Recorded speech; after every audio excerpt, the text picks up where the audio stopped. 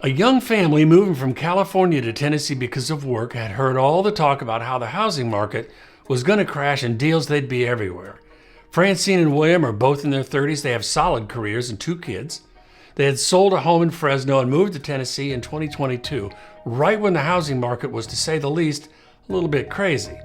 They wanted a home, but they were worried even though the market showed signs of slowing down later in the year, even interest rates started to cool a bit, they were convinced the housing market would cool off even more and they could get a bargain on a house.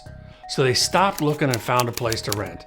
They thought they'd wait for the housing market to cool off, and when there was a dip in the market, they'd get back into home search mode. But the market didn't dip. In fact, home prices are up double digits since they put their efforts on hold.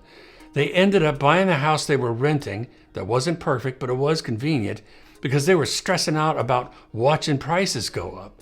The point of that story is home prices, like it or not, are still pretty high. What has changed is there's fewer bidding wars now and sellers are much more negotiable than they were. All that being said, we are nowhere near a serious dip in home prices, and few of the experts in real estate are expecting one. In other words, as I've said on a dozen videos, the crash isn't coming. Trying to time the market and buy a house on the dip makes total sense on paper, but in practice, it's a lot harder to do. You've seen video after video screaming about how the market's going to crash, and after everything that's happened, the crash hasn't come yet. It's been years and years, and the crash predictions still don't do anything but scare people into not doing anything. The housing market currently has gone from skyrocketing prices to month over month of nearly flat pricing.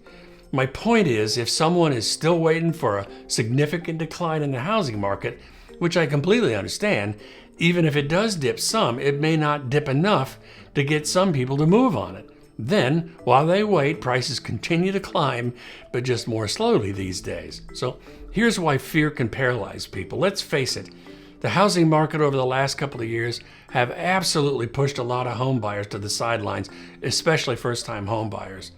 Not only home prices, but interest rate spikes have been dream killers lately. For some buyers, pulling the plug on the home buying process only makes sense, and it's a smart thing to do versus trying to stretch a budget so thin you could see through it. For those that are clearly on solid financial footing but are worried about overpaying for a house in an overheated market, that's a different thing altogether. As I mentioned before, waiting for a deal could end up costing you more in the long run. What stops a lot of buyers these days, now that the market's cooling off a bit, is the fear that if they buy a house now, then in a couple of months or a year, the market will tank and they'll be left with a seriously overpriced home. One of the biggest fears of home buyers is overpaying. It's a huge motivator for action and non-action. Yes, prices are expected to soften a bit this year, but to expect fire sale prices, that's just not realistic at all. So when is the best time to buy a house? Bargain hunting almost always forces a wait and watch approach, which works great for TVs and stocks, but for real estate, not so much. Instead of focusing on home price trend lines, waiting for the crash or the dip or the decline, keep your eye on what matters the most. The right house for your family in the long run will pay dividends well beyond a cheaper price.